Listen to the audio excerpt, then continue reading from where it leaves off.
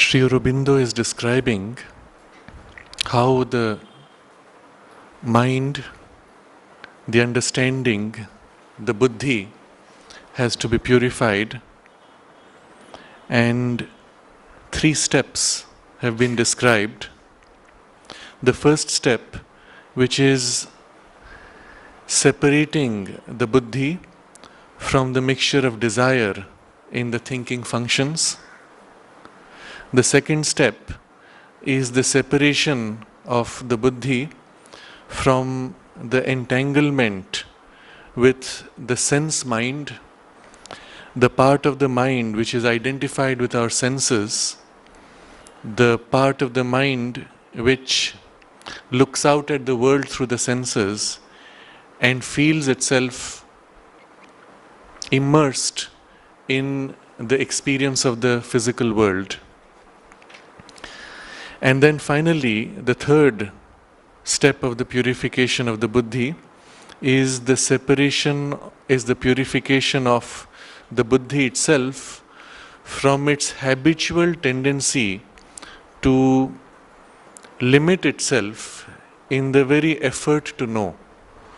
Each time that we try to know something, the whole of our being leans in a particular direction which is natural to our expectations, our habits, our temperament of the mind, and as a result there is a narrowing and limitation of the knowledge which is reached. There is an imbalance in what is understood. We give more emphasis on this, less on that, and in the very effort we cut across things which would naturally have been revealed to us smoothly. So he says this unequal reaching out and the choice which is there in our effort to know, it clogs the knowledge and distorts the knowledge. And so for this, the requirement is to be completely equal, to be free of personal preference and desire or craving, and to be able to allow the full knowledge to reveal itself in its totality and observe, watch dispassionately. Now you will see in all these 3 steps, some part of the buddhi, the intellect, has to disengage from 3 different layers, separating from the emotions, separating from the sense mind, and then separating from the impulse within it of the will to know. And then it is as if the buddhi now stands back, freed. No more these mixtures disturb it. And if these 3 things subsequently have been also purified, then he says the buddhi can thus become a perfectly flexible, entire and faultless instrument of intellectual thought. And when it is free from these inferior mixtures, he says, it is capable of as true and complete a perception of the truths of the self and the universe as the intellect can attain. So this will be the highest that the intellect is able to take us to in attaining to a higher truth. But we have seen already that for true knowledge itself is not a function of the intellect. It cannot be known by the intellect because true knowledge is held in an experience which is above the thought process. And so for true knowledge to be had, we have to rise above to a level above the intellect. And here he says,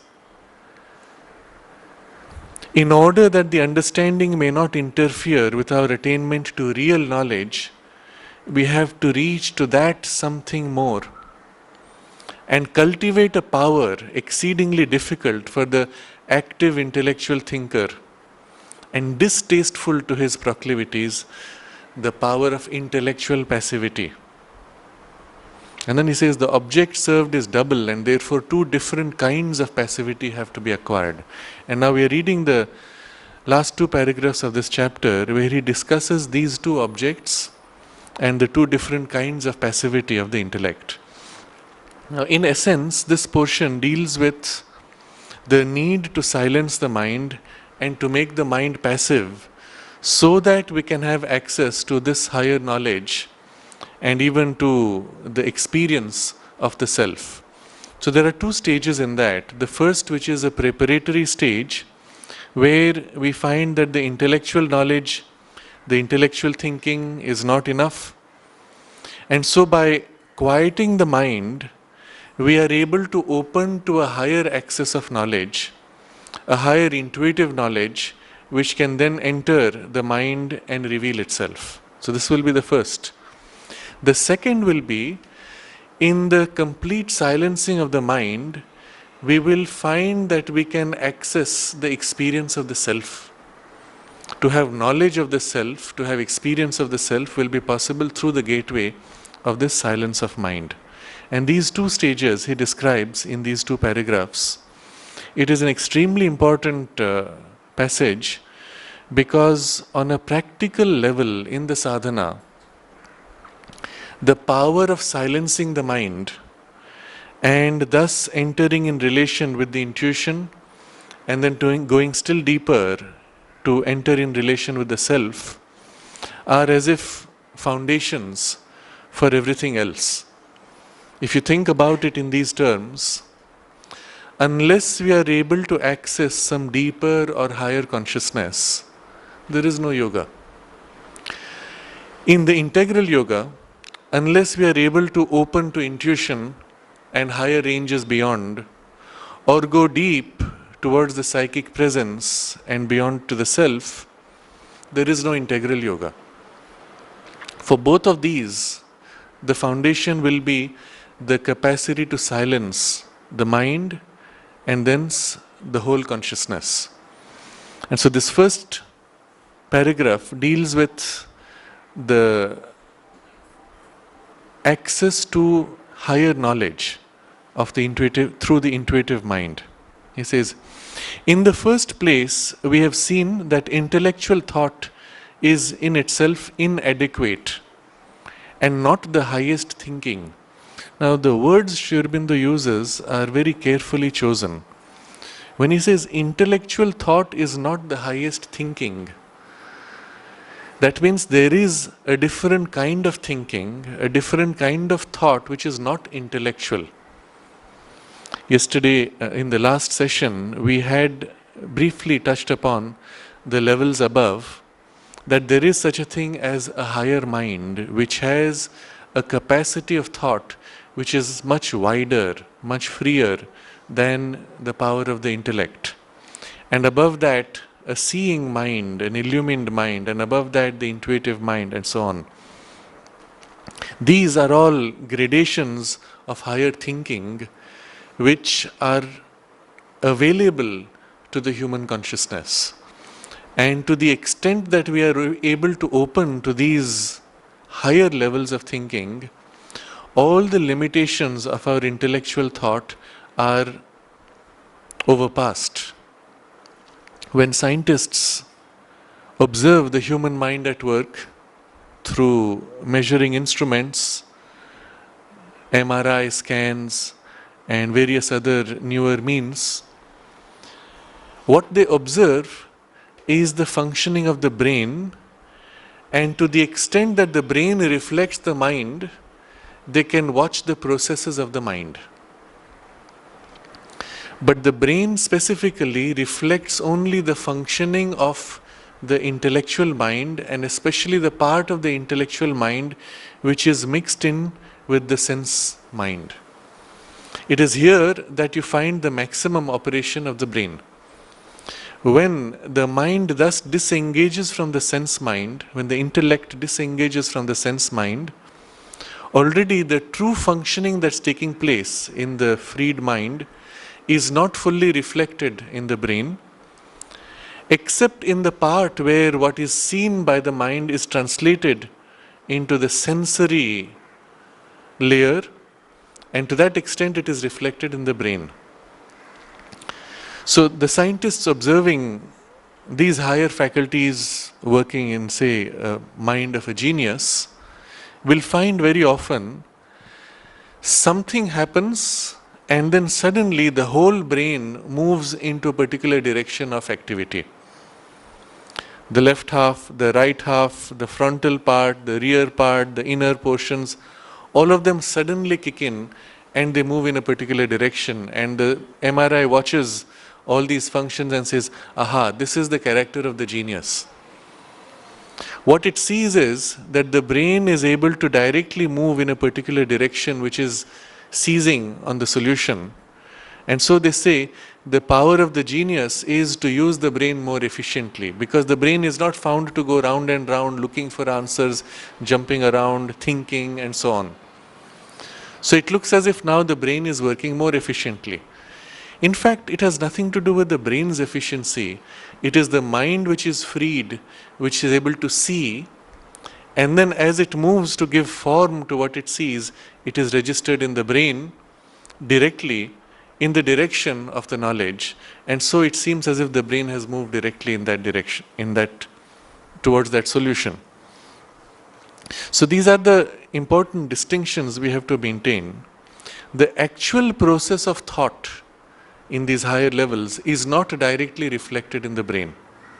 At best, we may observe certain parts of the brain which are involved with its core functions. They are highly activated.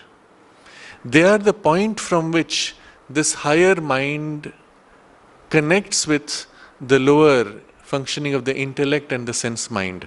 Those are the entry points of the connection. And so those parts are highly activated, other parts seem to become more silent until the thought is finally expressed and the whole brain moves. So this is a very important phrasing when he says intellectual thought is not the highest thinking. What he's saying is there are higher powers of thinking, higher ways of thinking in which knowledge is handled in a very different way. And the highest is that which comes from the intuitive mind and from the supramental faculty. So the highest thinking, intuitive mind and supramental faculty. If you said highest, normally you would say this. But Sri Aurobindo is saying this and that. How can both of them be highest? If you think about it, it doesn't make sense.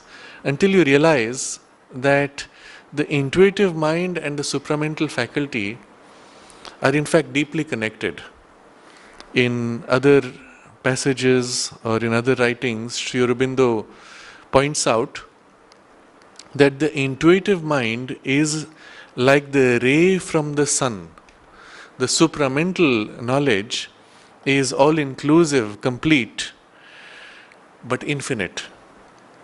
From the infinite, a ray which emerges, finite, and yet of the nature of the sun, of the nature of the truth.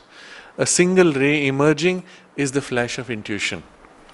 So intuitive mind is nothing but the supramental knowledge consciousness reduced to the finite level. Or rather, supramental consciousness is nothing but the intuitive mind liberated into its infinity and totality.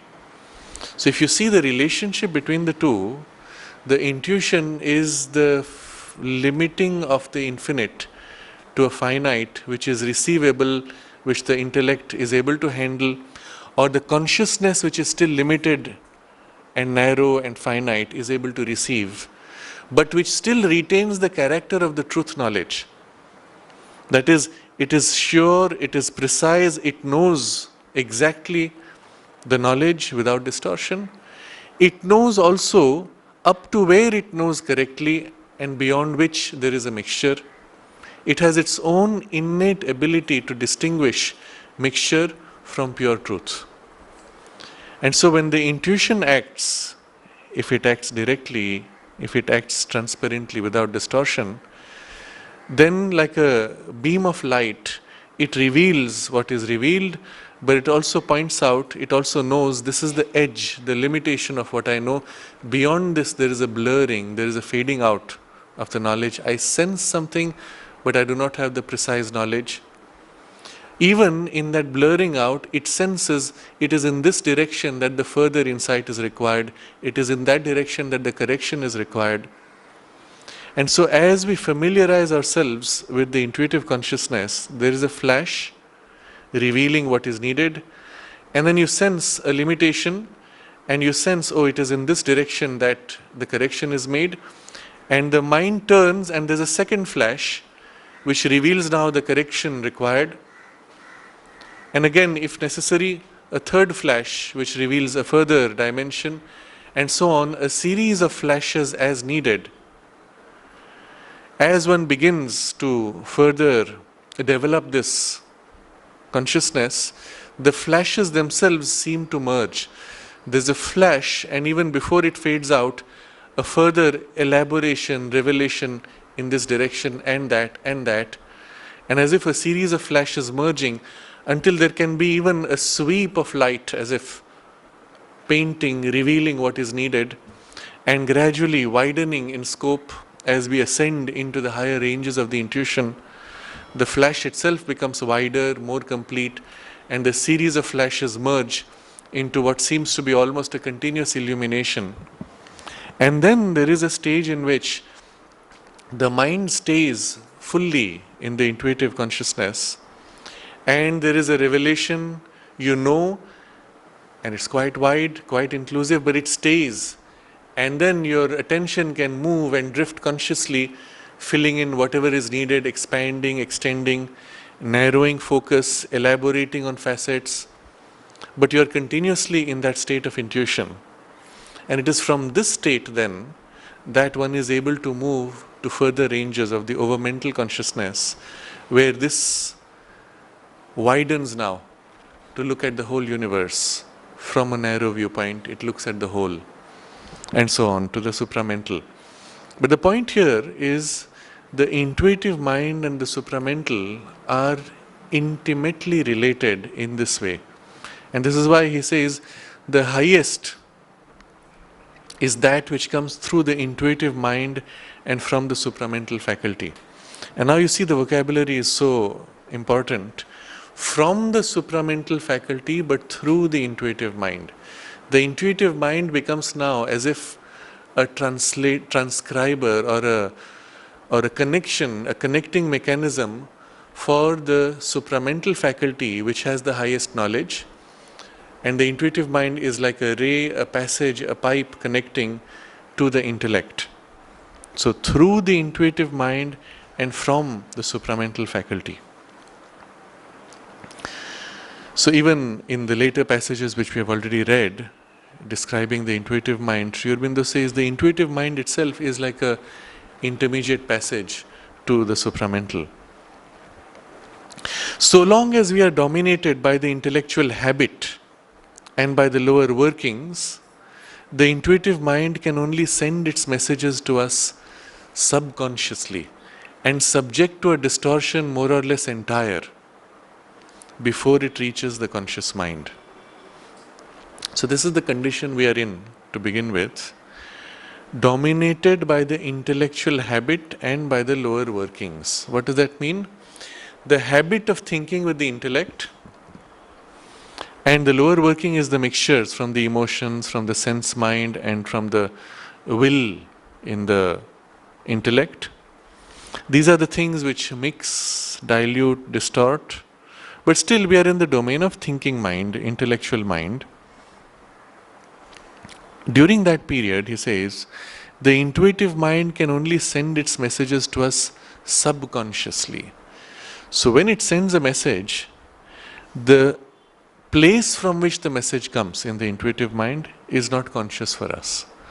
The message itself, as it enters our intellectual mind, is not conscious to us. It is only after it has got into the intellectual mind and it begins to take on a thought form. At that point, we become conscious. Oh, I have just got an idea. I have mentioned before that when we observe the working of the brain, we see many layers of decision making before the person becomes conscious that this is the decision. This is the example which I will again narrate. A person is asked to choose between one or the other image. And he is told to choose completely random so that it should be absolutely his free will and nothing else influencing. And what do you do when you choose like this? Shall I take this flower or that? I go this back and forth, and then suddenly I say this. And I say, I chose freely. If I observe inside myself, why did I choose this? If I think, because I like the color yellow, because I like the color pink, because I like the meaning that this flower makes for me, then it was not a free choice. It was a preference, right? So I must remove preferences and then pick something. And often what I may think is, this is my preference, but I want to be free, so I choose the other, which is not my preference. In either case, there is something inside which suddenly moves to choose this rather than that. That whole process of actual choosing is not part of my conscious awareness. I don't know how I chose. It's happening at a layer behind, subconscious or subliminal. And actually behind that something else, and behind that something else. So when we observe the MRI, through the MRI, the brain, we find almost, if I remember right, it is almost half a second. Half a second before I say this, now I have chosen.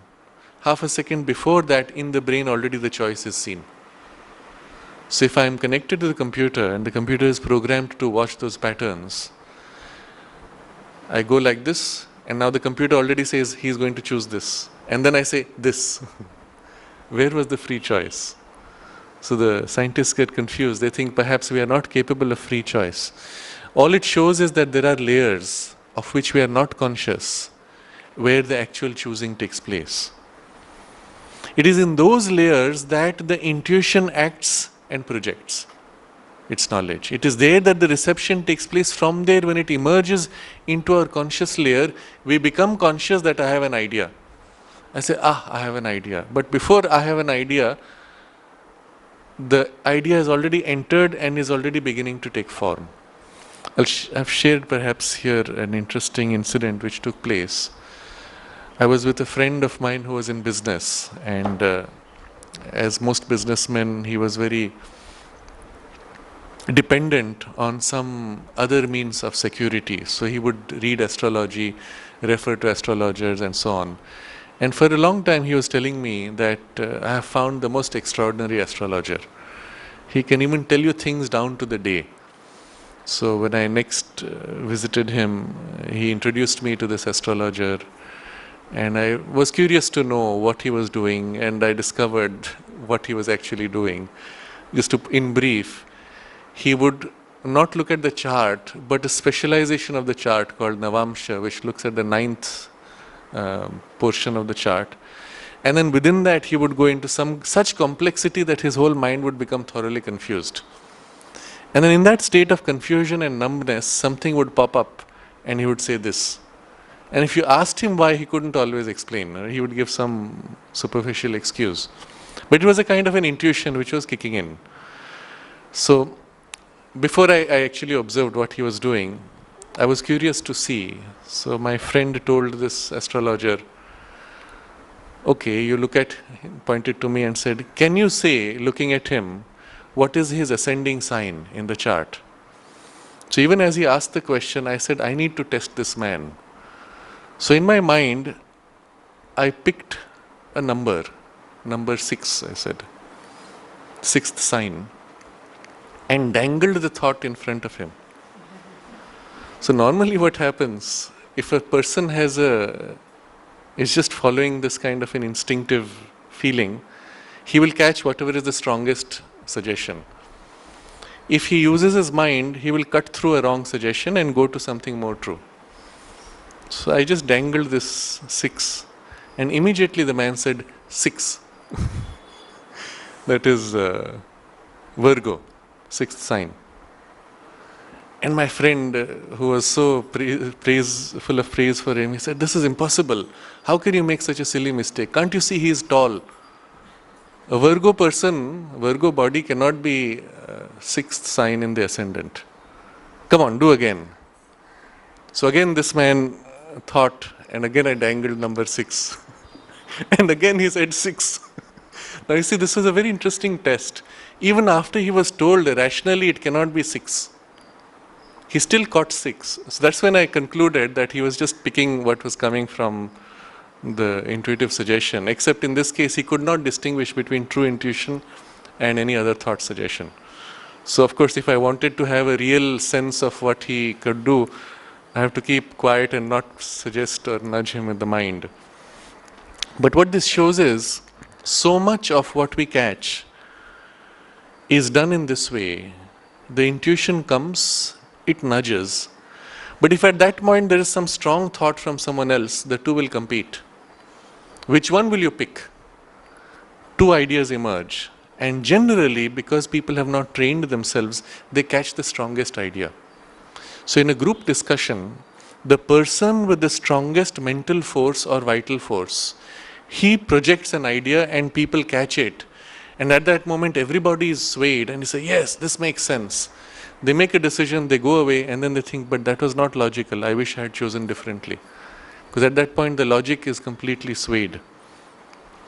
But if we have taught ourselves to discriminate, there is a suggestion, it's strong, but it does not feel right. It does not have the quality of true intuition.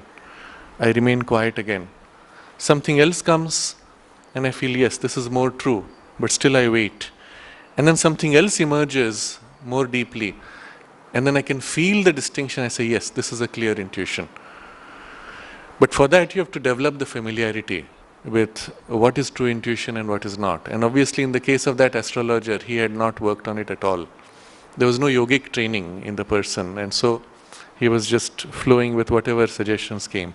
So very often such astrologers are effective because they catch your own thought, your own fears. When you go to an astrologer, you don't normally go unless you have a real problem. You don't spend money for a casual chat. You have to pay money. And so, especially if the fellow demands a lot of money, you must have a very strong, intense, pressing difficulty or problem. So already there is this huge thought formation and emotional baggage associated with it. And if the astrologer is at that point in this state of trying to feel, he catches that and feeds it back to you. So, say you're worried about some health problem or some accident or somebody's financial issue. He catches that and feeds it back and says financial problem, and you say, oh, wonderful astrologer, he caught exactly what my problem was. All he did was read your mind, nothing else. And even he doesn't know that he did that. So it's not very useful. But the point being that all of this is happening subconsciously. If we could train ourselves to become more aware of these layers, we could catch as the things enter. And then we could begin to distinguish between the different kinds of things that enter. Things which come from above, things which come from behind, things which come from below, or things which come from outside, things which come from inside. All these are important distinctions which we can make. And in a sense, the first training for this is to train your mind to become quiet and observe your thoughts. You will remember Sri Aurobindo narrating how his first, let's say, initiation into the practice of yoga was by this advice that stand back from your thoughts and observe your thoughts, and when they come, reject them. And Sri Aurobindo says it was for him a new idea. The idea that you can watch your own thoughts, that you can even reject them, that they are things, objects, that was for him something very new. But he said he accepted that advice and started doing, and he discovered it was true. Now this is something not difficult to do. I have tried this with students, young students in their teens.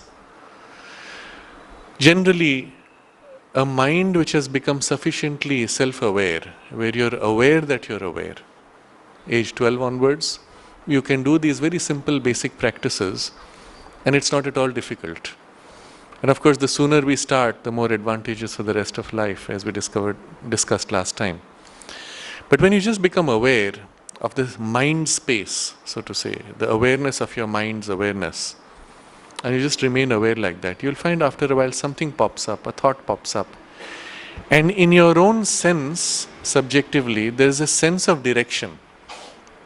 Not everybody notices that there's a sense of direction, so I ask them, which direction is it coming? And then they begin to observe which direction, and then they say, oh, I had a thought coming from the right. Some people have it consistently coming from one direction, others have it coming from various directions. But this exercise in itself is extremely useful because it gives you a first level of awareness of what's happening in your mind. Later, as you continue, it's as if the scope of this range of awareness widens. You can sense a thought trying to enter before it enters your thought space, your mind space. You can sense it already outside as if entering. And there's a clear sense of once it crosses this boundary, it will be in my mind. Before that, it's outside my mind. And you can reject it while it's outside. Or it enters, seizes your mind substance, and then you say, I stop it, I push it out. When you push it out, similarly, you can feel sometimes it hangs on the edge and tries to come back, sometimes from a different direction, or tries to get in when you're not conscious. Your mind turns away, you're relaxed, and pop, that thought came in, which earlier you had pushed out. So, Sri Aurobindo's advice, when you throw out thoughts, thought formations, you push them out all the way to the edge of your aura and beyond the edge of your aura. He uses a different term. He says, your circumconscient, the range of your awareness which interfaces with the world. That's the edge. You have a subjective sense. You must throw it outside that. Then only it ceases to bother you. Otherwise, if you just throw it out of your immediate range of the mental awareness, it hangs around in your circumconscient and pops in again. Now, these are all things, realities, which we begin to become aware as we begin these basic practices. So the idea here was the entry from the intuition is first in the subconscious, and through subconscious, or it's first in our subliminal, and the entry itself is subconscious. And as a result, subject to distortion more or less entire before it reaches the conscious mind. Now already in the ranges which we are not aware of, it goes through so many levels, so many layers. And so as a result, all those can introduce distortions completely. And what comes finally is just a nagging feeling. Something is not okay. I don't know what. So many times it happens to us. Something is not okay. And then afterwards, of course, the thing happens. But you say at that point, oh, I knew. I knew something was going to happen, and this is what it was that I knew. So you recognize that in some part of you, subliminally, even that specific knowledge was there. The familiarity with that event is what gives you the clue. This is what I knew, except I didn't know it directly, in form, in thought. But it's what I was sensing. Or, and this is still describing the normal intellectual habit, or if it works consciously, that is, the intuition works consciously, then only with an inadequate rarity and a great imperfection in its functioning. So sometimes we do have a conscious access to intuition. You may use any particular process, but when you do have that kind of access to intuition, you try to become very quiet, try to feel, etc. Then he says, it works. It is first of all rare. The rarity is inadequate. I can't get it whenever I want. I try, sometimes I get, sometimes I don't. That's not good enough. Or I feel something, but I can never get it working the way I want with full clarity at will. But this is the best that we are able to do when the intellect is functioning normally and it is mixed with all these layers. What's the way by which we can free ourselves from these limitations and have a more direct, free transmission of the intuition? He says, in order to strengthen the higher knowledge faculty in us, we have to effect the same separation between the intuitive and intellectual elements of our thought as we have already effected between the understanding and the sense mind. Remember, we discussed earlier how the mind has to literally disengage, step back from the emotions, and in the same way, it can disengage, step back from the sense mind. Now, this exercise is itself not common. Most people don't do it. Disengaging from emotions we do when the consequences of our emotional reaction is too painful. I can get upset with my family members, get angry with them and shout, because it doesn't matter. They will tolerate me. But when I have to deal with somebody, and where if I get upset, I will have severe consequences. I'll be thrown out from my job or whatever it is. Then I restrain my anger. I disengage from my emotions and then try to communicate rationally as far as possible. But I make a huge effort to step back from the emotions, to push down, quiet down the emotions. And that's the best that most people do in their life. There is a still higher separation required, which is the separation from the sense mind. And that most people never do. It tends to happen though with age. When we grow older, the senses weaken. The life force, vitality in the senses weaken. And then we find many of our instinctive drives become less compulsive. Greed is not so strong anymore. Lust is not so strong. Even anger becomes weak because the nerves cannot take that kind of an energetic disturbance anymore. Our sight has become more dim. Hearing has become less sharp. And at that point, we begin to experience the separation of the intellectual awareness from the senses. And the mind itself, because it has not been trained, begins now to wander, daydream, and enter its own states if it has not been trained, as in most cases it is not. But a trained mind, so separated and freed, may choose to concentrate consciously on something meaningful, to read things which are elevating, to direct the thoughts to higher ideals, and so on. And it's generally at that age that you will find people say things like, I've done everything which I wanted to do in life, but I'm not satisfied. Now I need some deeper meaning, deeper satisfaction. And the mind is now ready to turn to higher things. But that is still a partial separation from the stream of the sense mind.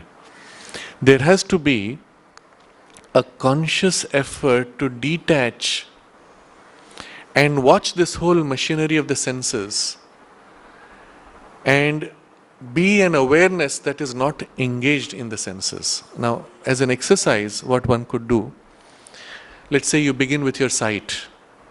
You observe the whole scene before you, whatever is happening. Maybe you're in a marketplace and many things are happening, or you're at home and you're just seeing a still picture of your room or your house. And a kind of a rationalizing process can be done where you say, well, this is a wall, this is a flower, this is a door, this is a person, this is a machine. But actually, all of these are images reflected in my retina. I am observing images which are reflected. It could be a projector directly projecting into my eyes, and I would not know the difference. Maybe I'm inside the Matrix, for those of you who have seen the movie, The Matrix. And it's a computer projecting these images on me. It's all images. They're all equal. None is more important or less important. And you kind of disengage from the whole image process of your sight. Disengage from the hearing similarly. These are all sounds, these are all vibrations in the air reaching my ears. And I separate from that and I observe, stand back. And bit by bit, the other senses similarly, touch sensation is more difficult to do. Your body sensations themselves you disengage from, and you as if become a center of pure observing awareness. This is an exercise you can do with eyes open, with all your senses active. A variation to this would be a kind of a meditative exercise where you close your eyes, reduce all the noise, distractions around you, and you observe your mind. Your mind observes the world around you, it steps out, pushes away, and the mind now turns to observe itself. I am observing my own awareness. And quickly the mind disengages and becomes aware of itself. And then you kind of as if absorb deeper and deeper into it and separate. Both of these exercises are useful. The first one with the senses open, more useful because you can continue that state into life. The second one with the eyes closed and mind turned inwards is useful because you can deepen the state enormously. And when you are used to being in a deeper state, later you must still work to remain like that with your senses open. And then you'll find you can be walking in the middle of a marketplace and still experience the whole thing as unreal images, nothing compelling you, nothing binding you, freed from all the sense impacts. It's a very useful experience, and even it's a gateway to a more nirvanic, intense experience of the world. But just that point, to be free like this, is a great help. At that point, your intellect has disengaged from the sense mind. You are no more a slave of the sense mind's impulses. And then you can deal with them, modify them, and so on. But this kind of a separation which we made from the sense mind, if it is properly done, a similar separation is now required from the intuitive mind separating from the intellect. Now, how do you do that? You see, the intellect separating from the sense mind is relatively easy because we are more easily identified with the intellect by either closing the eyes or detaching in this way by observation. But intuition, I don't even have access to it. How am I going to separate that from this? I don't even know it. And so it becomes much more difficult. But it's the similar kind of separation which we have to attain. And at that point you will experience intuitive mind as distinct from intellectual mind. And you will feel the narrowness, reduction, even suffocating, stumbling, dullness, which is part of the intellectual mind, especially when the intellect is embedded in the body. But otherwise, even when the intellect is freed from the sense mind and then the intuition stands back and observes the intellect, the experience is not very happy, because in the intuition we see how, from the intuition we see how the intellect has to labor, it has to struggle, try this, try that, move in this direction. By itself, without the guidance of the intuition, it knows very little. All it can do is draw on its own past experiences and tilt according to its habitual tendencies. Because there is a secret intuition guiding from behind, from within, from above, Therefore, our intellect is able to catch useful ideas, discover new things. But when you separate the intuition purely from the intellect, you find what a weak instrument. It's like a person who is blind, or a person who has sight but is in a dark room and is unable to see, and you just feel, you try out, and pretty much at random you're trying out things, hoping that eventually something will fit, something will work, some insight will be satisfying. That's the kind of difference we have from the pure intuition to the intellect. And that's the kind of separation which needs to be done to strengthen the higher knowledge faculty. And so, Sri Aurobindo himself says, and this is no easy task. For not only do our intuitions come to us incrusted in the intellectual actions, but there are a great number of mental workings which masquerade and ape the appearances of the higher faculty. So what is the problem in separating this higher faculty if already the intuition is there working through the mind? He says the first problem is that our intuitions come to us incrusted in the intellectual action. That is, the intellectual action forms the crust. The intuition is inside. If you look at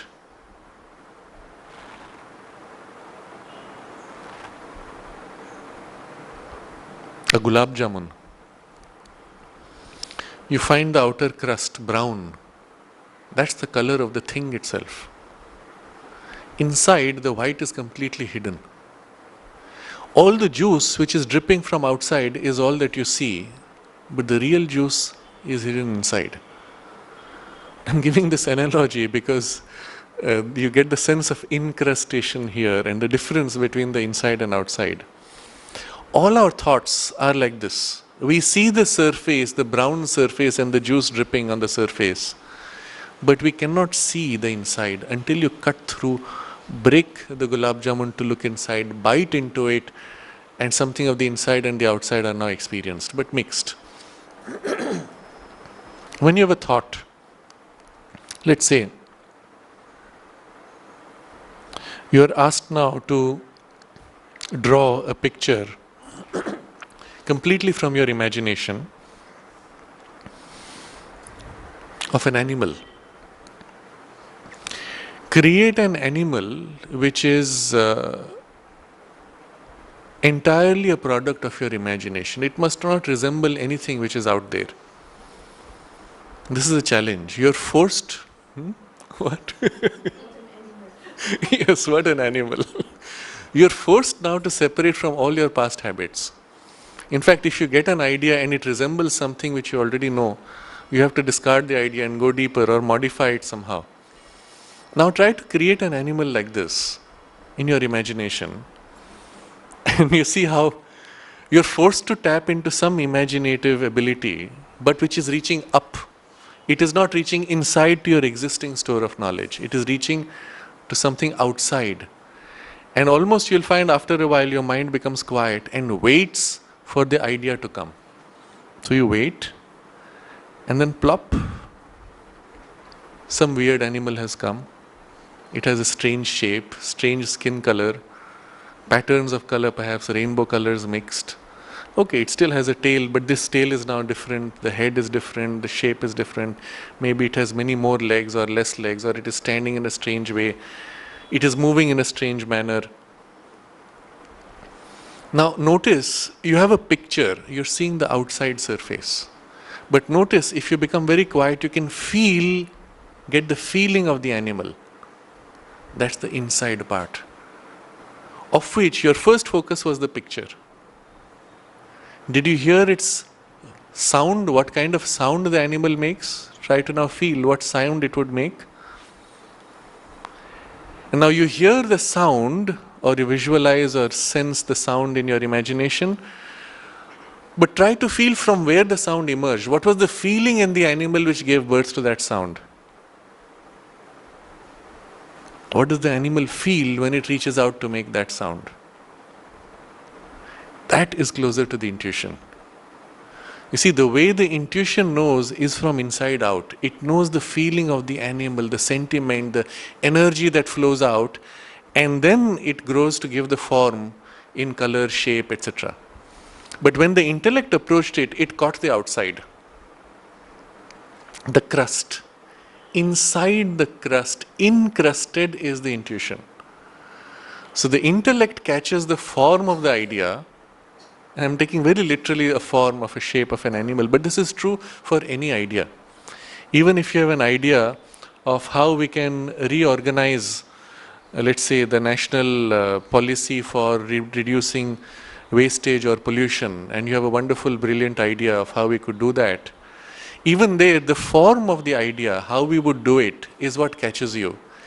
Within that is the intuition hidden of how the movement of energy, the movement of the process of resources would take place. That feel from inside out is where the intuition is held. So this word incrusted is a very effective word to convey this difference. Our intuitions come to us incrusted in the intellectual action. So the intellectual action and the energy of the intellect movement is the crust, and it's hard.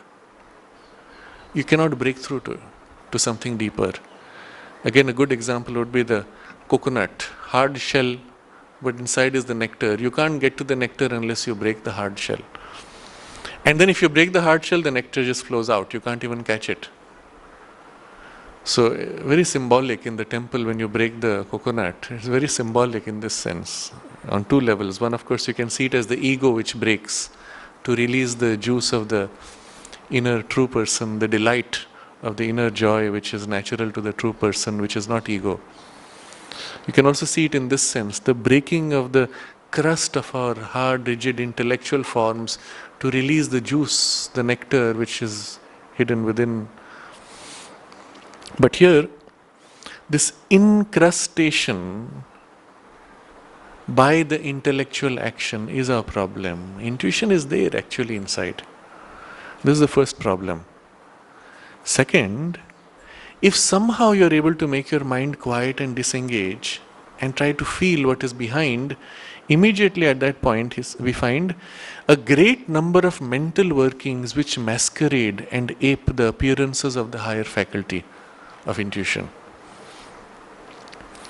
So when somebody asks you a question, even before the question has been fully asked, you rush to give an answer. You've seen this often when people do these games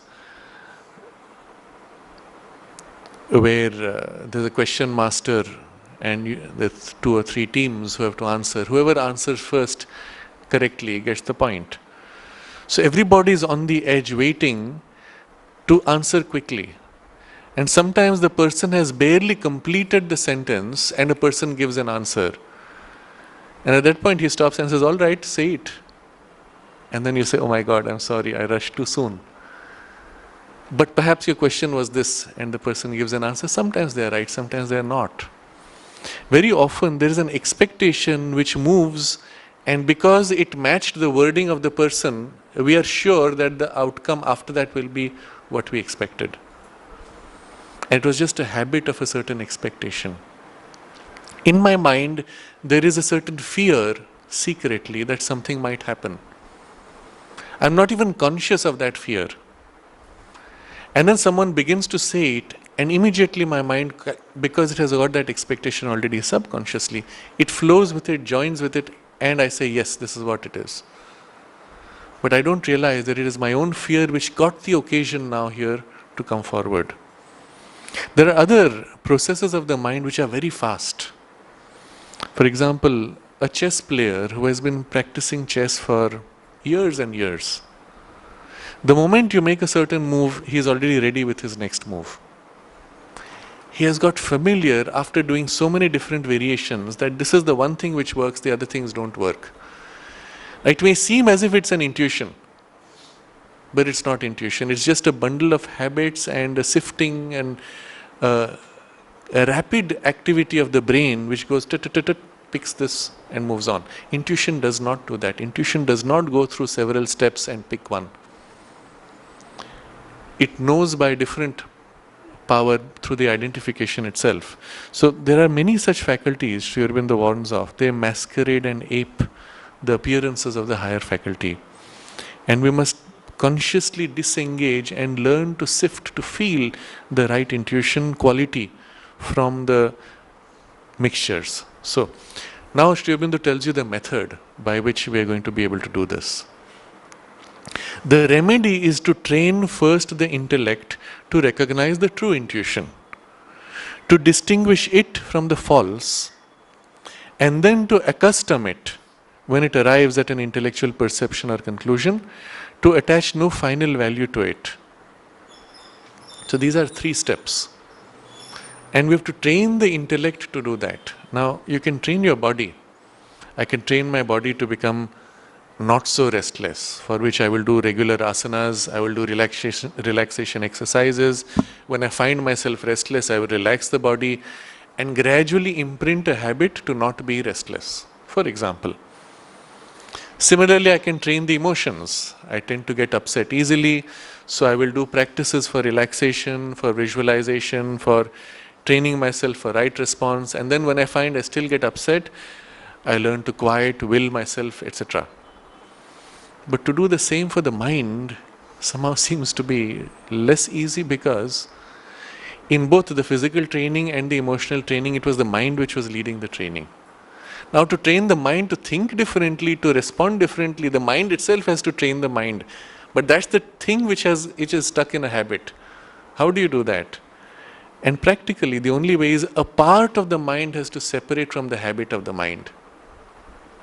Just as we separate from our body, from our emotions when we train them, but we separate with our mind, similarly a part of the mind steps back and observes its own working.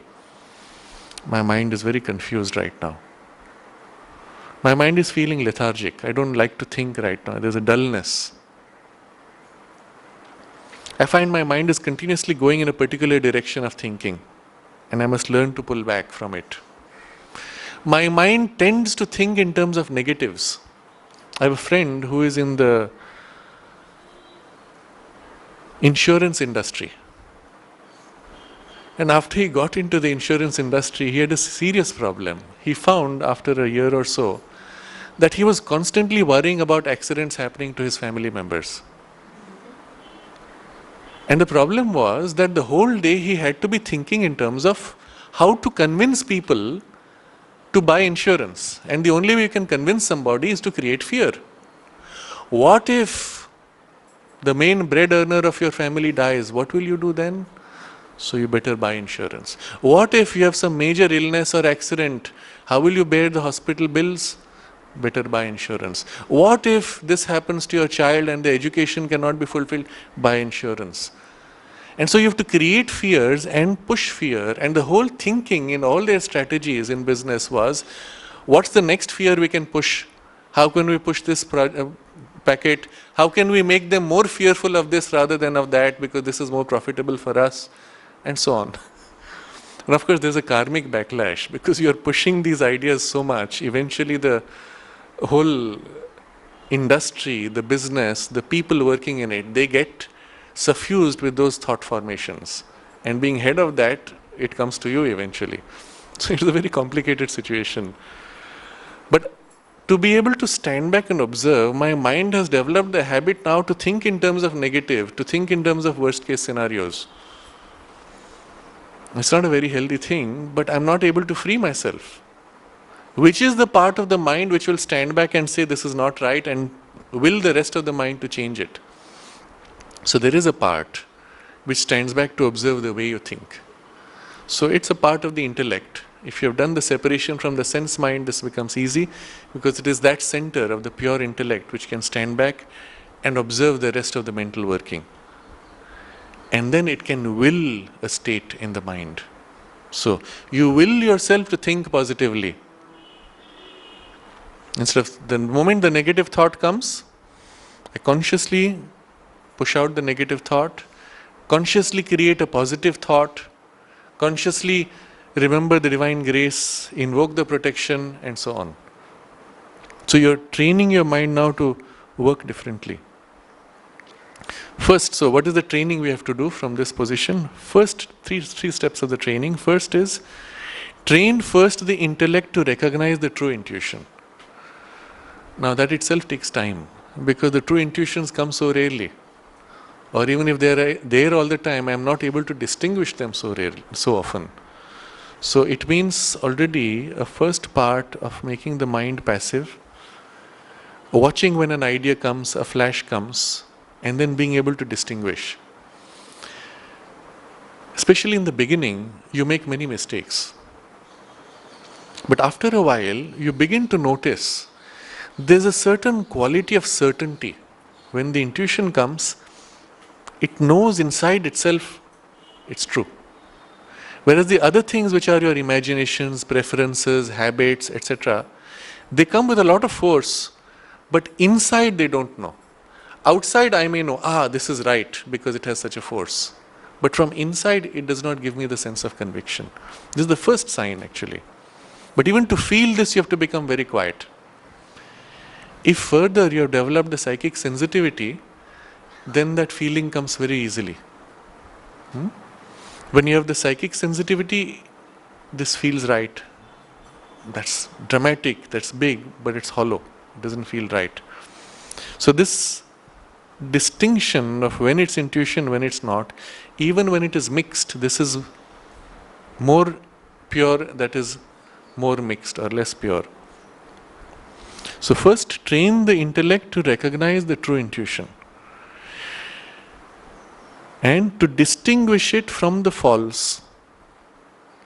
So first I recognize, yes, this is more true, but now I develop the capacity to separate, and then when initially you say, I've got it, very quickly you make a series of mistakes. And you realize that the feeling cannot be truly had. Even the feeling is not sure unless you've trained yourself to become very quiet. And so the focus becomes after that to distinguish where the mixture took place and to separate the fine mixtures. Because the imitations come in at that point. The imitation of that feeling also comes. This is carrying the certainty in itself, and that's an imitation.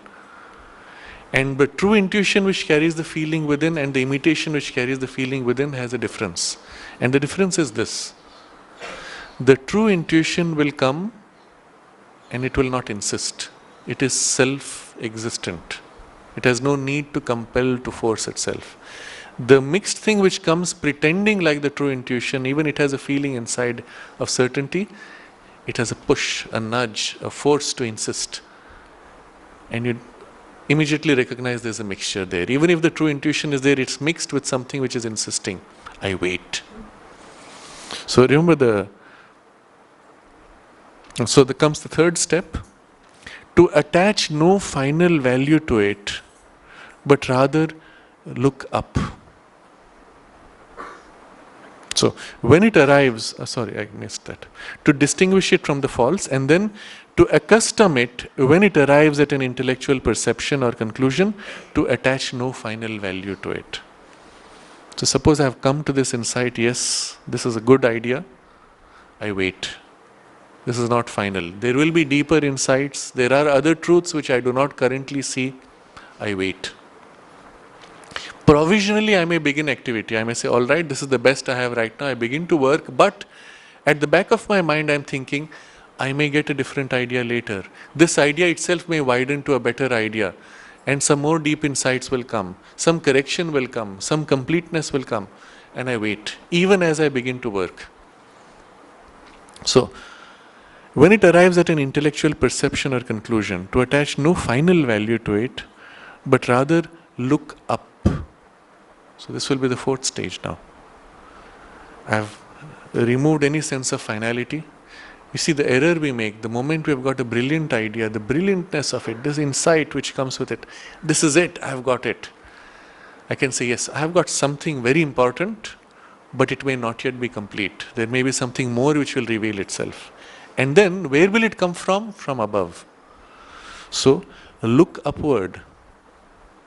Upward to what? Refer all to the divine principle and wait in as complete a silence as it can command for the light from above. The divine principle here is the intuitive, and above that the supramental. power of knowledge. You turn up, try to remain silent, as complete a silence as possible. Of course, at that moment I may not be capable of full silence, but I still wait as possible. For the light to come from above. That it is from above that the further illumination, knowledge, insight, completeness, etc., correction will come from above. Now the sense of above here is very important. You cannot turn in and say from the subliminal, because the inside range, subliminal, is full of a huge universe of all kinds of suggestions, impulses, etc., and you will not be able to distinguish. The true intuition comes from above. Why above? Because the center of intuition is at the top of the head. And so from above, the sense of intellect is in the center of the head, it turns up to the center of intuition which is above, and so the sense of something descending from above, it is here at the top of the head that we receive the intuition, and then it sinks in. So we become very quiet. I've got a brilliant idea, I wait. What more will come? I wait and turn up. And for as if a light and illumination, and the state of silence here is critical.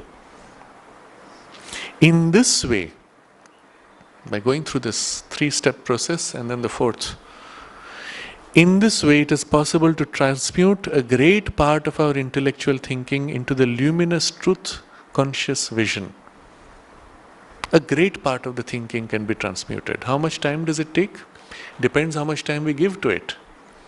If every day I make one effort, then perhaps within a few weeks I will begin to already to struggle with distinguishing between the fake and the true intuitions.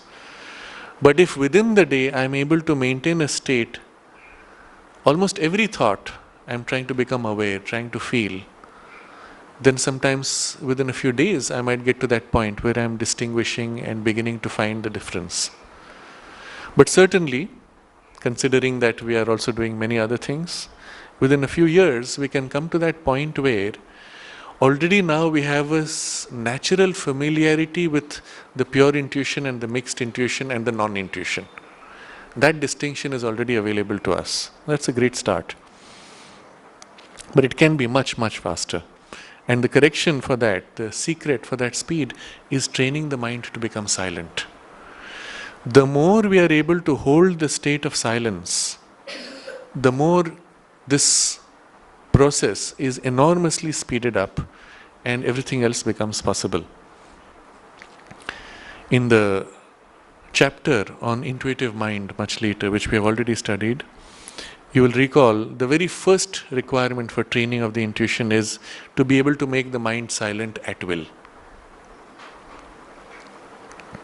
So in this way, it is possible to transmute a great part of our intellectual thinking into the luminous truth conscious vision, and then it begins to see, no more think.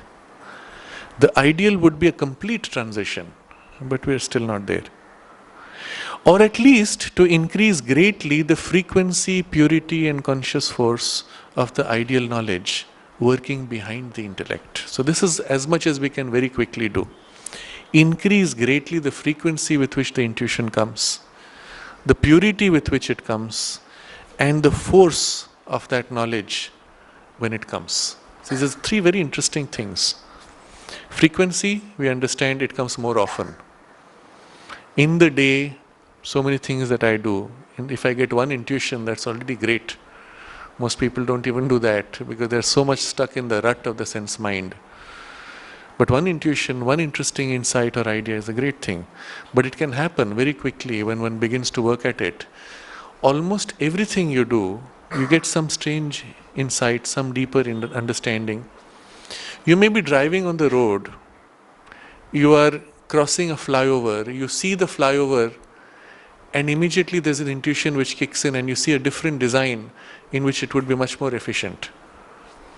Somebody is discussing something of their life. Oh, recently I went to such and such a place, and flash, the intuition comes.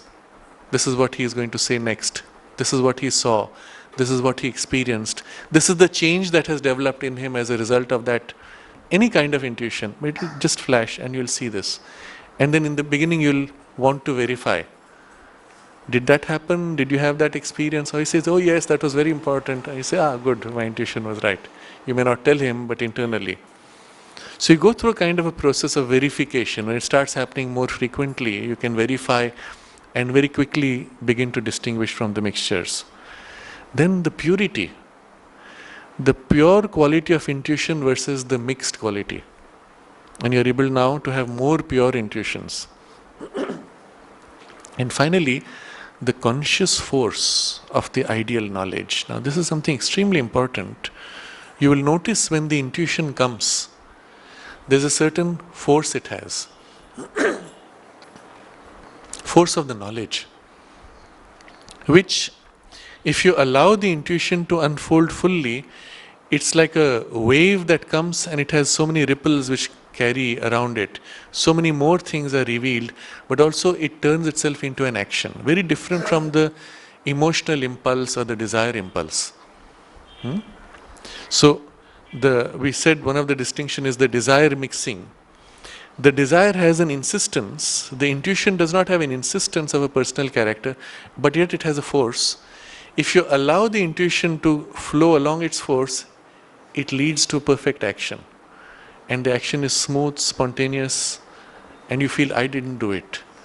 It came, it revealed, and then it did. I didn't.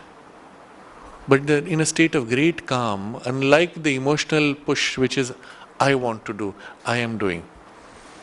But this character of the conscious force you will find referred to by Sri Aurobindo in the training for the intuition in the third part of the training. The second part is shift the center of thought to above head, but the third part is wait for the intuition when you have to act.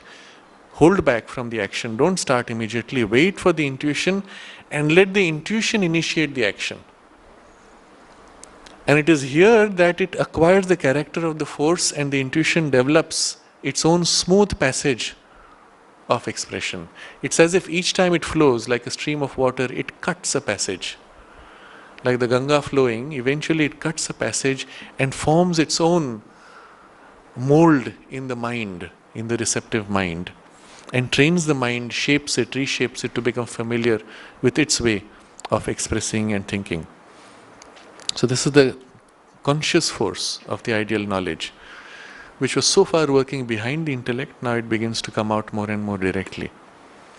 The latter, the intellect, the latter must learn to be subject and passive to the ideal faculty. So you're training the mind now not to rush. The moment the intuition comes, I jump up, I got an idea. Instead, I train myself to become passive. The intuition comes, I notice there's an idea, and I wait. I wait for the idea to unfold. And I train the intellect to remain passive, not to rush, but alert. Passive does not mean half sleepy. It is alert, aware, fully aware, intensely aware, even super consciously aware eventually, but in silence and passivity.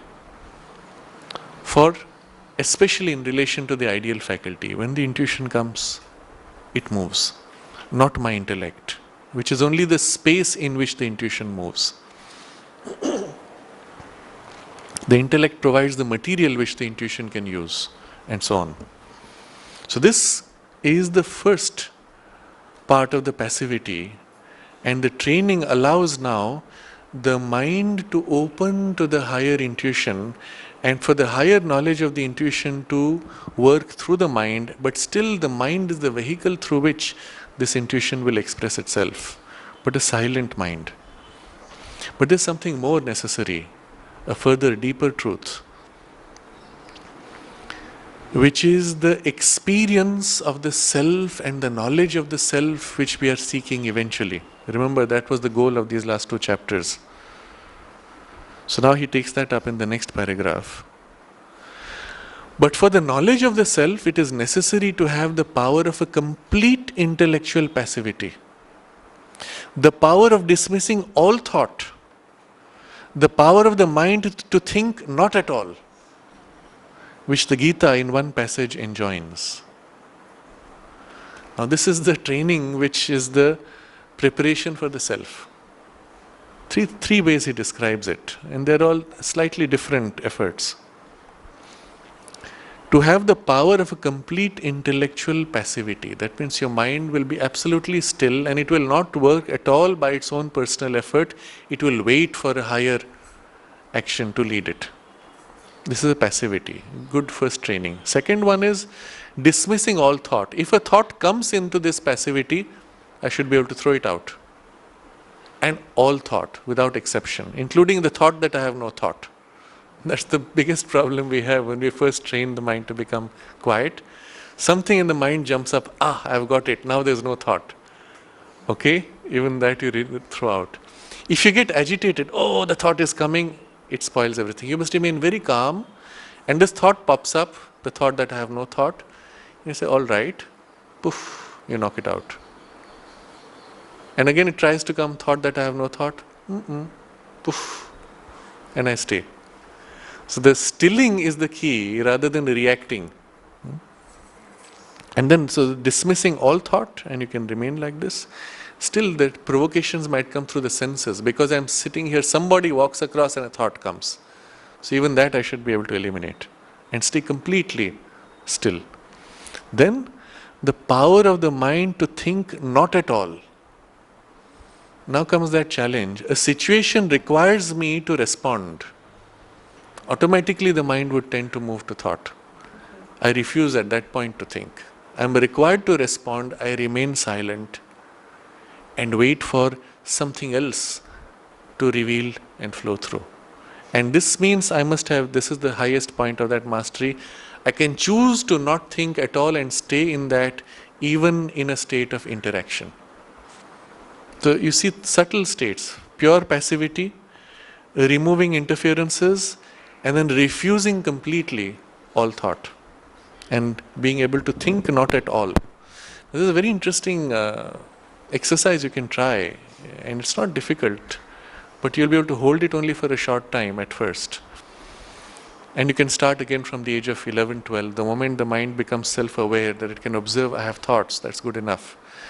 You choose to reject thought and bring a complete blankness in the mind by just force of will. Hold a state of concentration, refusing thought, and the thoughts come, you push, and then eventually you get this state, completely thoughtless, pure awareness of intellect, and then of course the thought kicks in, I am not thinking, you throw that out and remain like this. And then you try to hold and hold and hold. After a while it's as if you get tired, or the mind wants to go back to its old habit of mechanical activity. But you hold a little more and then you relax and wait. Do this a few times every day. After a while you'll find it's not so difficult to stop the thoughts. Only maybe you can't hold for so long. It's not so strenuous anymore.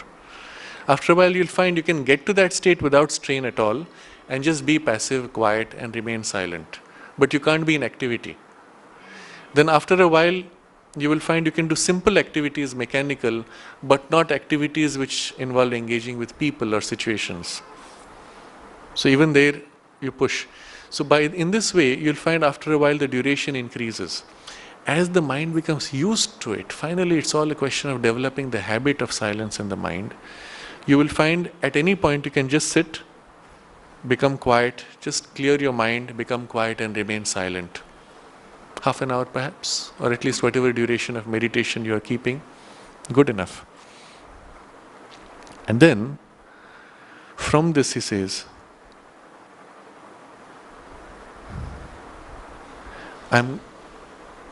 maybe we can just read through.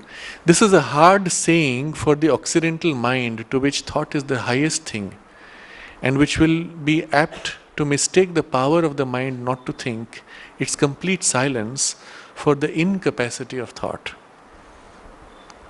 I remember when we were small, I must have been about 15 or so, Dr. Arvind Basu, had given a lecture in the school to us students, and he was at that time a visiting professor in a university in London. I don't remember now which one it was, perhaps Cambridge or Oxford, I'm not sure.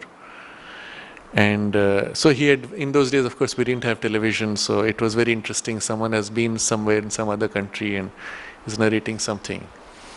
So he told us something interesting. He was asked by people there, well, what's the difference? You keep speaking of Western mind, Indian mind and all that. What's the difference? And he said to that man, can you sit silent without thinking? The man said, no. I said, practically any Indian can do that. I thought about it for a long time, whether it was true. And I don't know if I can say that today, but at least at that time it seemed to me as if it was not too difficult for most people, because the culture has from childhood taught you that a state of thoughtlessness is actually a good state, and that you must be able to be quiet in the mind.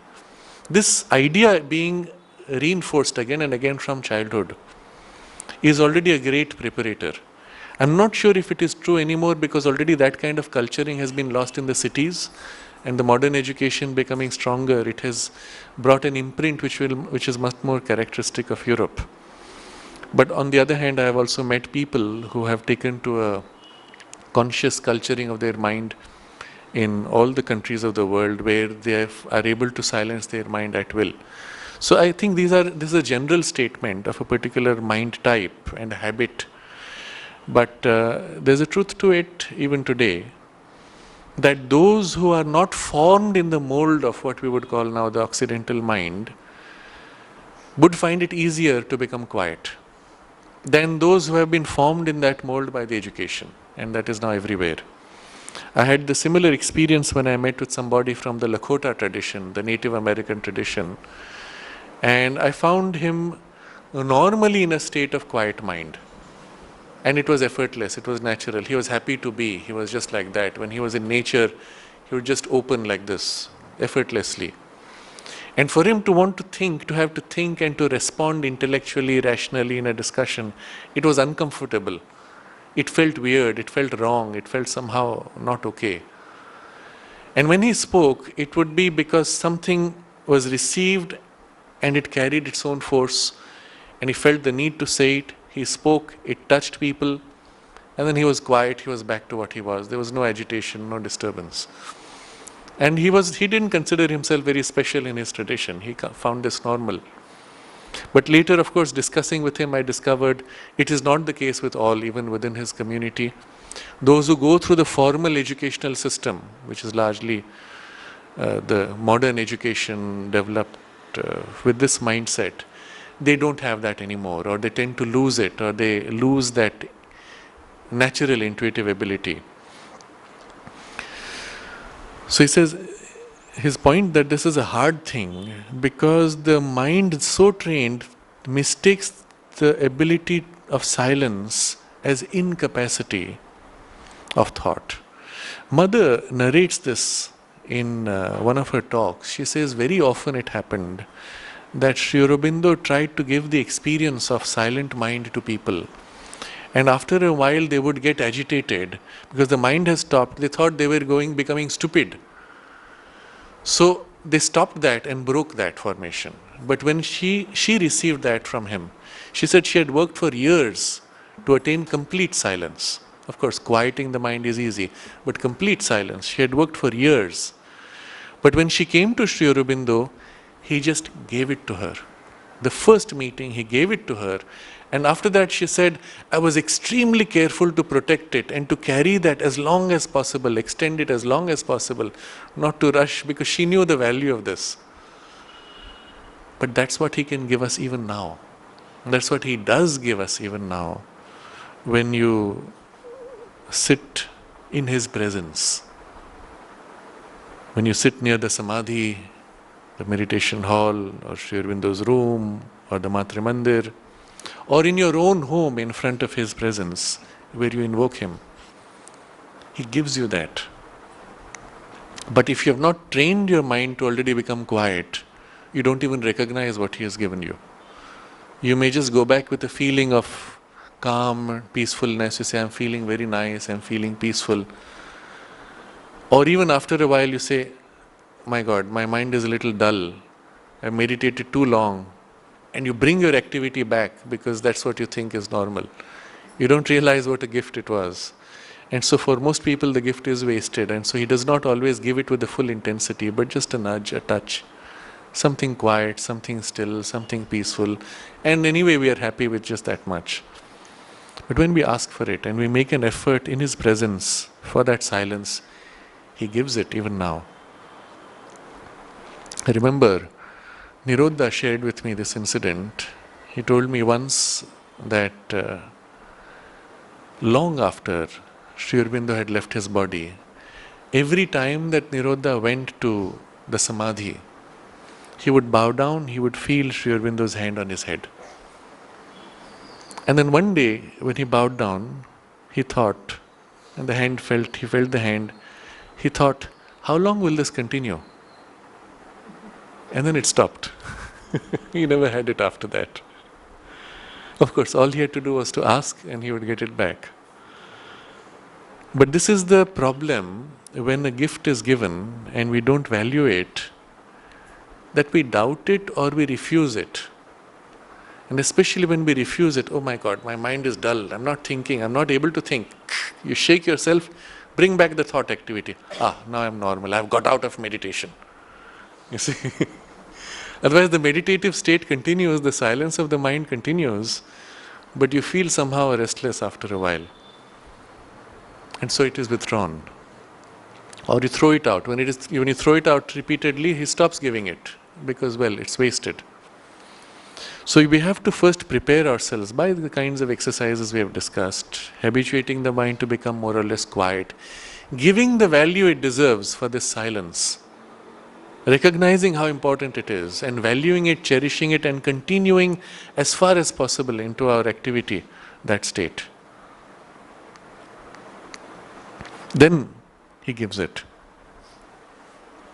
So the point Sri Aurobindo is making, it is not an incapacity of thought. Rather, it is a freedom from the habitual mechanical confusion of thought. In this silence is the capacity for true thought, for deep thought, for large thought, for freedom from thought and deeper thought, a higher thought, higher knowledge, and so on.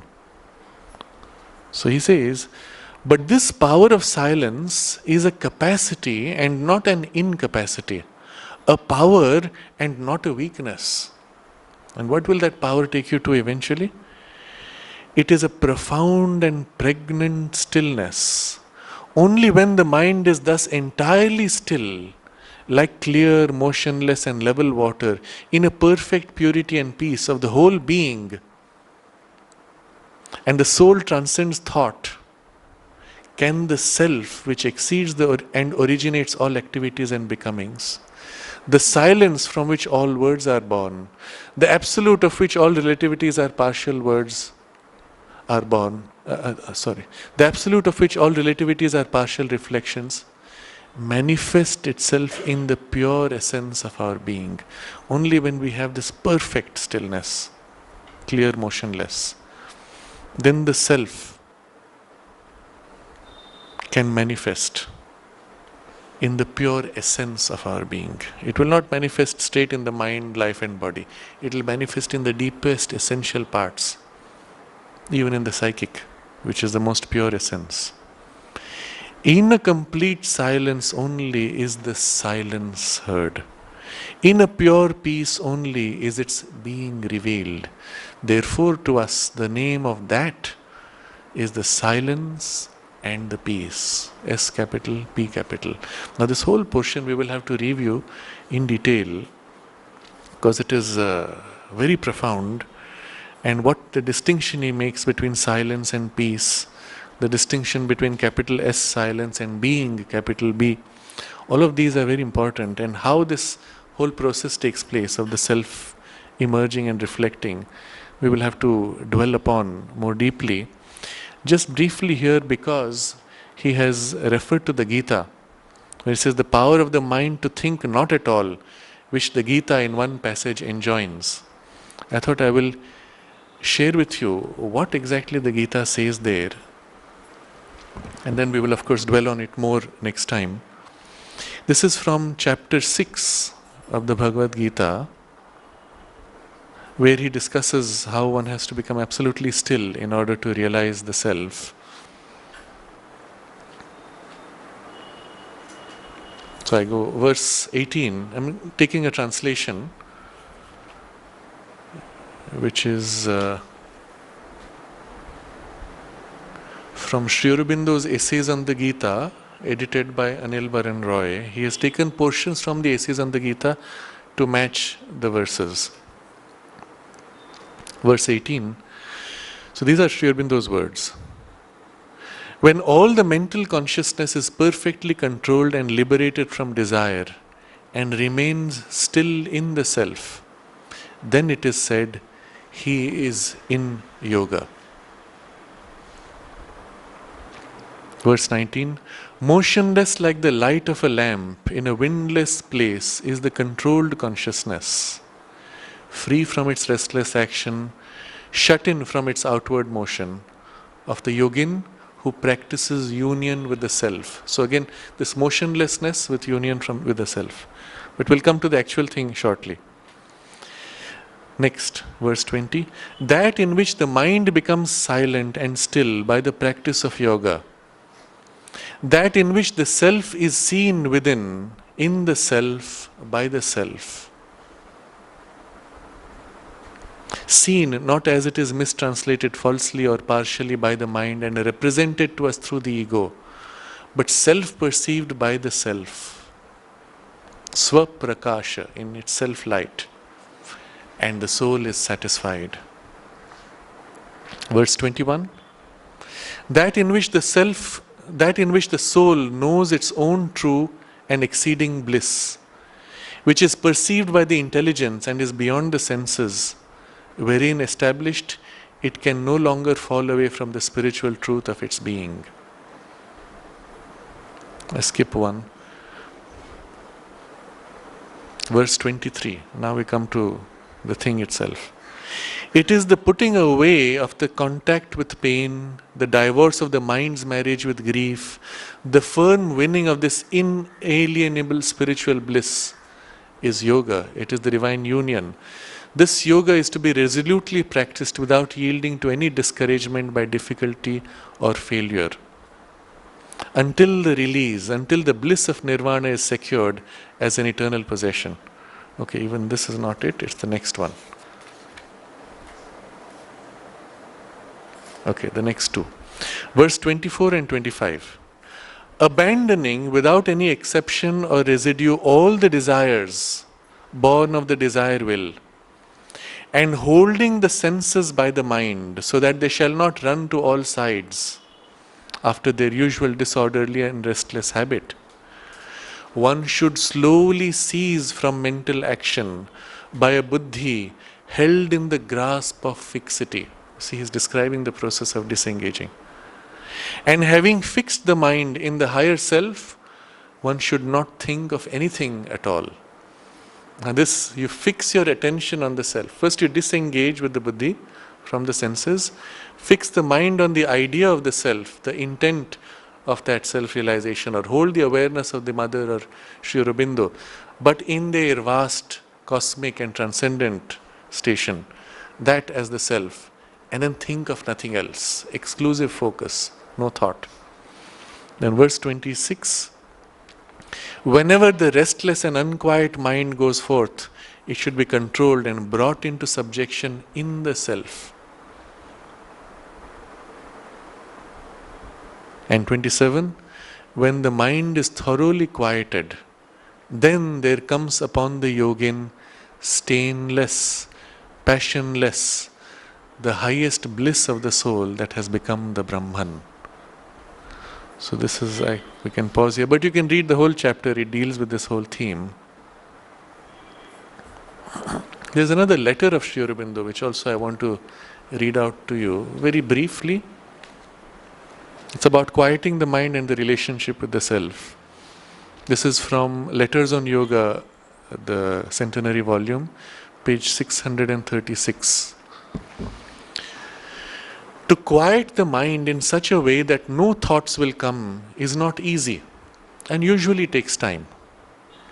The most necessary thing is to feel a quietude in the mind, so that if thoughts come, they do not disturb or hold the mind or make it follow them, but simply cross and pass away.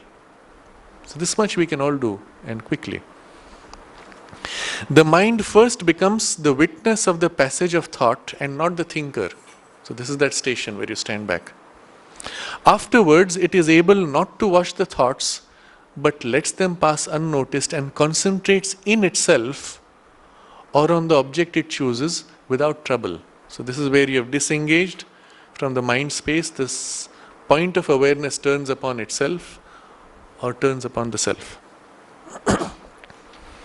Next, there are two main things to be secured as the foundations of sadhana: the opening of the psychic being and the realization of the self above. For the opening of the psychic being, concentration on the mother and self-offering to her are the direct way. The growth of bhakti which you feel is the first sign of the psychic development. A sense of the mother's presence or force, or the remembrance of her supporting and strengthening you, is the next sign. Eventually, the soul begins to be active in aspiration and psychic perception, guiding the mind to the right thoughts, the vital to the right movements and feelings, showing and rejecting all that has to be put away and turning the whole being in all its movements to the divine alone. So this is the first part. The second part, for self-realization, he says, for the self-realization, peace and silence of the mind are the first condition. Now if you don't get peace and silence of the mind, there's no question of self-realization. So first condition. So for the self-realization, peace and silence of the mind are the first condition. Afterwards, one begins to feel release, freedom, wideness. To live in a consciousness silent, tranquil, untouched by any or all things, existing everywhere and in all, one with or united with the divine. Now these are all stages in which the sense of the self deepens and unfolds. Other experiences come on the way or may come, such as the opening of the inner vision, the sense of the force working within and various movements and phenomena of the working, etc. One may also be conscious of ascents of the consciousness and descents of the force, peace, bliss or light from above. The point I wanted to get to was this: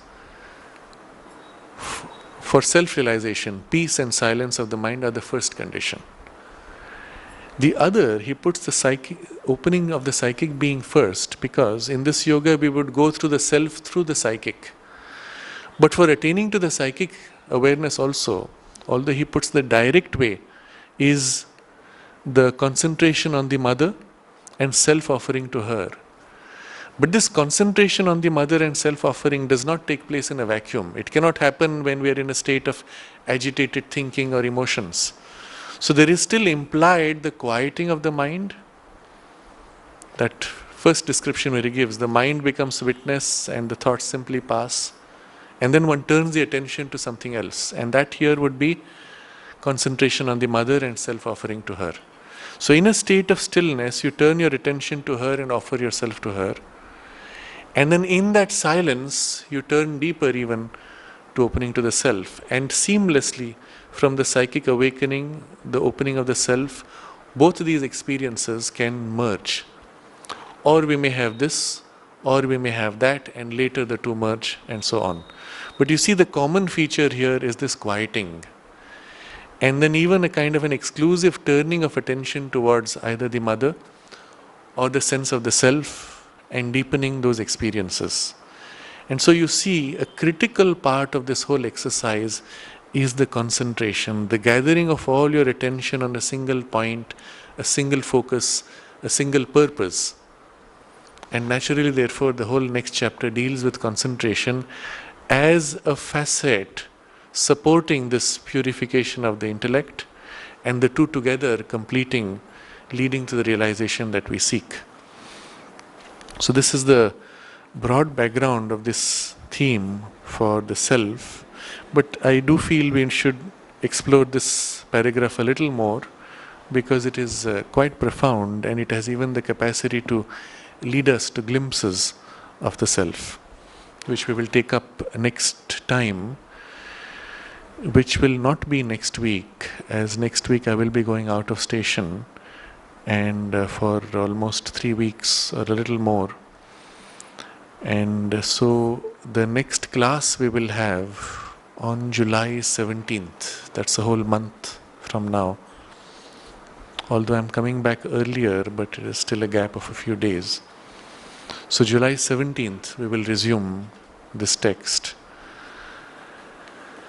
We will of course have the class on Sunday, which also is the birthday of my teacher MP Pandit. And so on his birthday we will have a special program early in the morning at 6 o'clock, which was the tradition that he had set. So we will have a short prayer, some sharing and a meditation together. All of you are invited if you can come at that time. Otherwise, do drop in any time during the day and partake of the prasad. And in the evening we will have the class as usual on Sunday. But in preparation for his birthday, tomorrow evening, Saturday, we will show a video of one of his talks, for which also you are invited. That is at 6:30 here, and then we will have meditation as usual from 7 to 7:30. We have just a few minutes. If there are any questions or any comments on the passages we have read, we can take them up. Yes. So actually there are 4 questions. Okay. One is Sari. Yes. That insurance part, lighter part, and other 3 are little deeper questions. Yes. So when I was young, at that time that insurance fellow came, and I told him that you are from life insurance, so you have not to utter any word of death. Then he became speechless. He was so fluent earlier. Yes. So why that happened? Okay. Then another fellow came, then he said, if anything happens, then I told anything happens means suppose I fly in the sky, you will give me money, like that. Yes. Second thing is that when Sri Aurobindo sat with Lele, only one exercise everything finished, and we are having 2 exercise, 3 exercise, 4 exercise. There is no end to it like that, I am feeling. Yes. Third So, is mother is telling that for all these, that is the equality. She says that the vibration in which she lives, that superimposes on surrounding and desireless and all those things. So automatically no issue at all. And last question is, when we have some exercises, when something got habitually, when we get hold of it, at that time we don't remember or don't bring back that. So is there no motivation or what happens? you forget? Huh? You forget to retain that state? No, what I'm, see, almost all, everybody is nowadays possessed by something, some thought. One thought or another thought like. So, when that gets possessed, at that time we don't Yes, of bring course. back the force of exercise. No, the nature of the identification with thought is that you are one with the thought, you are lost in the thought, and therefore obviously you can't be thinking of something else. Unless a part of you is outside the thought, standing back and observing my thinking process, there's nothing in you to remind you, unless something subliminal or an inner push comes to pull your mind, Array, I should be doing it differently, I shouldn't get angry, I shouldn't do this, whatever it is. And that has to be cultivated. No, it is not a 24-hour exercise. The exercise itself you can do once a day, which is, remember that exercise mother teaches to observe the day. At the end of the day before sleeping, you observe the day, observe your thoughts, observe your emotions, observe your actions, and then put a will where you want correction. And then you go to sleep with that. So the will works in the subconscious subliminal layers. From there it pops up. It's like reprogramming your habits. What you've put as a will now goes in, seeps inside and reshapes the tendency of the mind, And when you do this in a sustained way every day, so let's say you put a will that on those occasions where I lost my self-control, I got angry, or my thoughts were completely dispersed, or my thoughts were agitated, I will remember to step back, quiet my mind, and then re-enter the activity. Just this will you put. And if you do it for a few days, automatically in that activity in the day, your mind is agitated, your emotions are disturbed, the memory comes because you've programmed it. I should step back. And you become quiet, you step back, and then you can do. The moment you have got this key to disengage, you are able to start the change. This is one. Second, your third question was about the state of equality. Yes, that can come easily when you're leaning back, resting on the state of the self, the touch of the self, the experience of the wideness, any of these things, then equality is natural. Because your consciousness is in a state of wideness, everything is like ants. When you have a huge mountain, whether an ant climbs on it or a tiger climbs on it, for the mountain it's the same thing. But when you are small, when you are a human being, an ant climbing and a tiger climbing on you, it's a big difference. Right? So it's a question of your state of consciousness. If your consciousness is small and narrow, then things shake you. When your consciousness is wide and free, then automatically equality is your relationship with all things. So the goal is as quickly as possible, of course initially you train for equality, but as quickly as possible you begin to rest your consciousness in a state of wideness or on a touch of support or base of the self, or in the presence of the Divine Mother in her universal or transcendent form, and so on. But the resting in that consciousness is what brings spontaneously the equality. Which brings us to the second question, which is about how to get to that. Sri Aurobindo got it in 3 days with one single exercise. With one single exercise. But now you think about it, when he did that exercise, before that, what was the preparation? He had already been practicing pranayam for several years. He had already been doing certain exercises of mental study, reading books, training himself in writing, etc. All of which involved intense development of power of concentration. So the secret, the key which made Sri Aurobindo attain to that in 3 days was his tremendous developed power of concentration. And that's why the next chapter is all about concentration. It is that which will make effective all our efforts. Now, how quickly any of these exercises gives you result, and how deep the result and how long it lasts is purely dependent on your power of concentration and the sustained will which you put in with it. Okay, so even if you don't have a strong will, the concentration can help you develop the will. So that's still the key. The concentration will get you to the experience. If you take that simple exercise which Sri Aurobindo did and do it with that full concentration, and he did it persistently through day and night, and that's how in 3 days he attained to that, you can attain to that also. In fact, it's because our concentration tires that we stop making the effort. Otherwise, if we enjoy the meditation, sometimes we go deep, it is such a wonderful thing. But you can't hold attention after a point. So you flag, and you have to relax and come back to your normal state and so on. So the secret will still be power of concentration, and that we can work on, we can deepen. Even that becomes naturally amplified as you train your mind to become quiet. Then you can gather your attention more easily, you can hold your attention more easily, and then go deeper more easily. So these are complementary activities. That's why this chapter focuses more on making the mind quiet, the next chapter more on intensifying the concentration.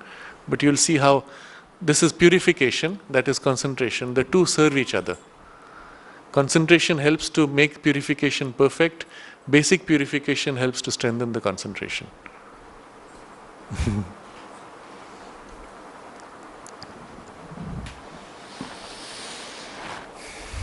We can close for today then with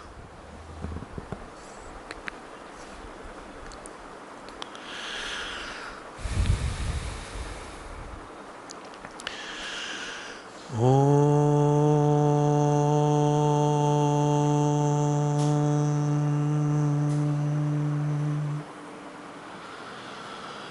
Om